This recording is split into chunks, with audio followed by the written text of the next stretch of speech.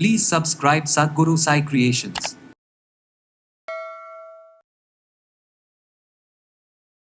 Nutrition deficiency தாங்க இன்னைக்கு பெரும்பாலும் தலைமுடி உதிர்தலுக்கு ஒரு காரணமாக இருக்குது.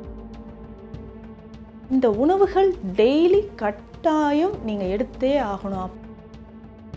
லேடிஸ் நிறைய பேருக்கு இந்த ப்ராப்ளம் இருக்குது. அதுவும் உங்கள் ஏஜ் பிலோ 30 அப்படின்னு வச்சுக்கோங்களேன். முக்கியமாக ஹேர் ஃபாலுக்கு காரணமே நம்ம உடலில் இருக்கக்கூடிய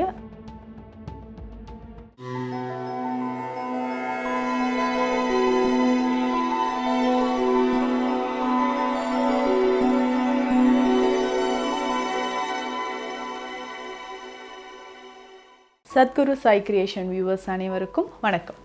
நான் டாக்டர் நித்யா, சித்த மருத்துவர். தலைமுடி உதிர்து, நம்ம ஆயில் நிறைய யூஸ் பண்ணுறோம், ஹேர் பேக் போடுறோம், ஓகே, இது எல்லாமே நமக்கு ரிசல்ட் இருக்கும்.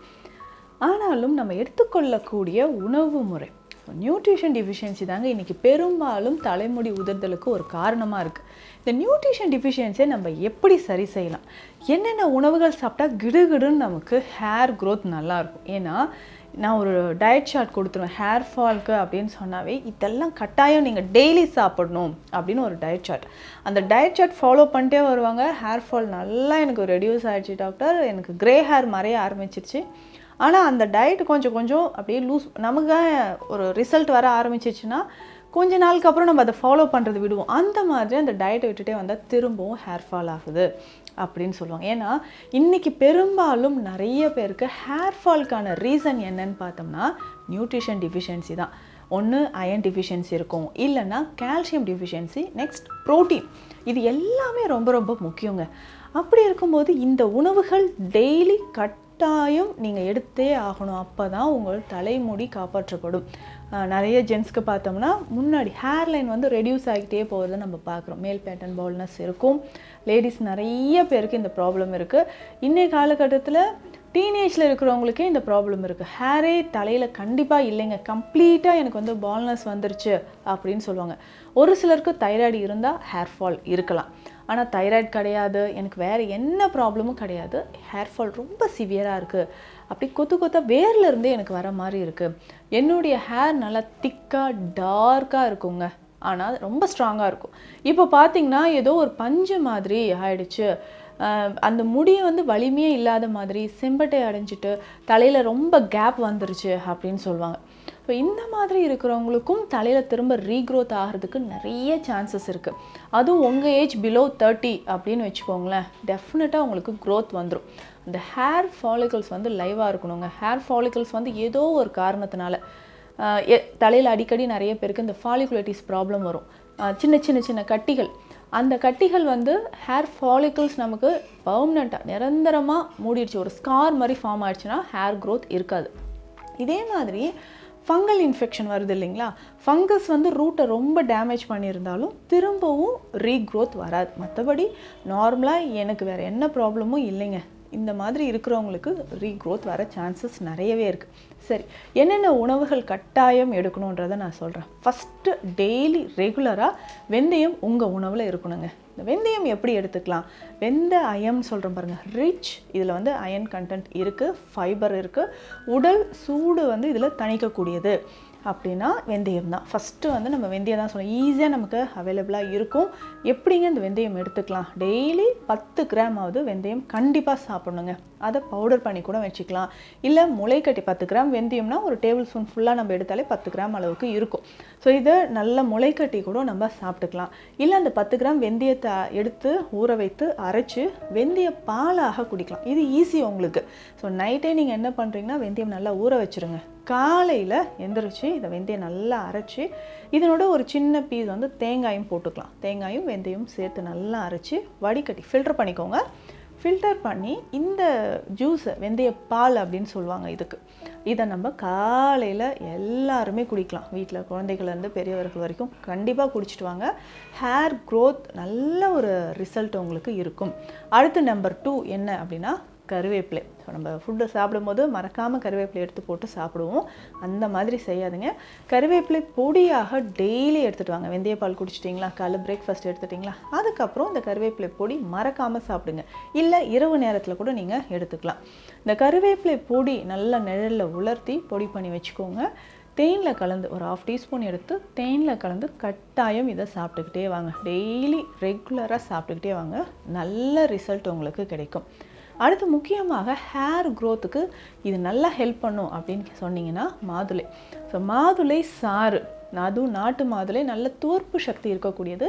இதில் அயன் கண்டென்ட் ரொம்ப ரொம்ப அதிகம். ஸோ இந்த மாதுளை சாறு நீங்கள் பயன்படுத்தும்போது நம்ம உடலில் இதில் நிறைய நமக்கு ஃப்ளேவனாய்ட்ஸ் நிறைய இருக்குது. ஹார்ட் ஹெல்த்துக்கு இது ரொம்ப ரொம்ப நல்லது. அதே மாதிரி பார்த்தோம்னா நம்மளுடைய லிவர், இப்போ லிவர் ஹெல்த்துக்கு இது ரொம்ப ரொம்ப நல்லது. கட் ஹெல்த்துக்கு இது ரொம்ப முக்கியம். அதே மாதிரி கான்ஸ்டிபேஷன் இல்லாமலும் இருக்கும். ஸோ இந்த மாதுளை சாறு, நம்ம மாதுளை ஜூஸ், அதில் மில்க்கோ இல்லை சுகரோ எதுவுமே ஆட் பண்ணாதீங்க, அப்படியே நீங்கள் எடுத்துகிட்டு வரலாம். ஸோ இதுவுமே ஹேர் க்ரோத்துக்கு ரொம்ப இம்பார்ட்டண்ட். முக்கியமாக ஹேர் ஃபாலுக்கு காரணமே நம்ம உடலில் இருக்கக்கூடிய அதிகமான உடல் உஷ்ணம். இந்த உடல் சூடு தணியறதுக்கு நம்ம என்னெல்லாம் ஃபாலோ பண்ணலாம்? இப்போ நம்ம இதுக்கு முன்னாடி பார்த்தோம் இல்லைங்களா, வெந்தயம், கருவேப்பிலை, இது எல்லாமே உடல் சூடு தணிக்கக்கூடியது தான். அதுவும் இப்போ சம்மர் டைம் வந்துருச்சு அப்படின்னா உடல் சூடு தணிவதற்கு வெள்ளரிக்காய் ரொம்ப முக்கியம். ஸோ தவறாமல் வெள்ளரிக்காய், புதினாவும் ரெண்டும் சேர்த்து ஜூஸாக அடிக்கடி நீங்கள் குடிச்சிக்கோங்க. இதில் ரொம்ப ஸ்வீட் சேர்க்க வேண்டாம். ஸோ வெள்ளரிக்காய், புதினா இந்த ரெண்டுமே ஒன்றா சேர்த்து ஜூஸாக குடிச்சிட்டு வாங்க. ஹேர் க்ரோத்துக்கு இது ரொம்ப ரொம்ப நல்லது. அதே மாதிரி இந்த பயோட்டின் இருக்கக்கூடிய டேப்லெட்ஸ் எல்லாம் நிறைய சாப்பிடுவீங்க. அது நேச்சுரலாக எதில் இருக்குது? ஸோ பயோட்டின் இருக்கக்கூடிய நேச்சுரல் சோர்ஸ் என்னென்ன அப்படின்னு கேட்டிங்கன்னா சீட்ஸ். இந்த விதைகளில் அதிகமாக பயோட்டின் இருக்குங்க. Flax seeds. ஸோ தவறாமல் இந்த ஃப்ளாக்ஸ் சீட்ஸை நீங்கள் எடுத்துக்கலாம். ஃப்ளாக்ஸ் சீட்ஸ் எப்படி எடுத்துக்கலாம்னா ட்ரை ரோஸ்ட் பண்ணிக்கோங்க. லேசாக வறுத்து நல்லா பவுடர் பண்ணிவிட்டு அதை நம்ம டெய்லி ஒரு 1/2 டீஸ்பூன் அளவுக்கு நீங்கள் ஃப்ரூட் சாலடோ இல்லை வெஜிடபிள் சாலடோ, ஃப்ரூட் ஜூஸஸ், இப்போ மாதுளை ஜூஸ் குடிக்கிறீங்கன்னா அதுலேயுமே கொஞ்சமாக இந்த ஃப்ளாக்ஸ் சீட்ஸ், ஆளி விதை, இந்த பவுடரை போட்டு நம்ம குடிக்கலாம். ஸோ அந்த மாதிரி குடிக்கும்போதும் தலைமுடி நமக்கு நல்லா வளர ஆரம்பிச்சிடும். ஸோ க்ரோத் வருங்க. நல்லாவே நமக்கு தெரியும். எங்கெல்லாம் தலைமுடி உதிர்ந்து கேப்பாக இருக்கோ அங்கெல்லாம் புதிய முடிகள் நமக்கு ஃபில் ஆகிட்டே வரும். நமக்கு நல்லாவே தெரிய ஆரம்பிக்கும். ஸோ டயட் மூலயமா இந்த விஷயங்கள் எல்லாமே கட்டாயம் நம்ம செய்யும்போது மிக விரைவில் ரொம்ப சீக்கிரம் நமக்கு ஹேர் ரீக்ரோத் ஆக ஆரம்பிக்கும். இதில் முக்கியமாக நிறைய பேர் சொல்லுவாங்க, ஆயில் அப்ளை பண்ணாலே எனக்கு இன்னும் நிறைய ஹேர் ஃபால் ஆகிற மாதிரி இருக்குது அப்படின்னு சொன்னீங்கன்னா அப்போது உங்கள் உடலில் உஷ்ணம் அதிகமாக இருக்குது அப்படின்னு அர்த்தம். இதனாலே நான் ஹேர் ஆயிலே அப்ளை பண்ணுறதில்ல டாக்டர் அப்படின்னு சொல்வீங்க. அந்த மாதிரி இருக்கிறவங்களுக்கு கட்டாயமாக லேடிஸ்க்கு அந்த ஒயிட் டிஸ்சார்ஜ் இருக்கான்னு நம்ம செக் பண்ணிக்கணும். ஸோ ஒயிட் டிஸ்சார்ஜ் இருந்துச்சுனாலும் ஹேர் ஃபால் கண்ட்ரோல் பண்ணவே முடியாது.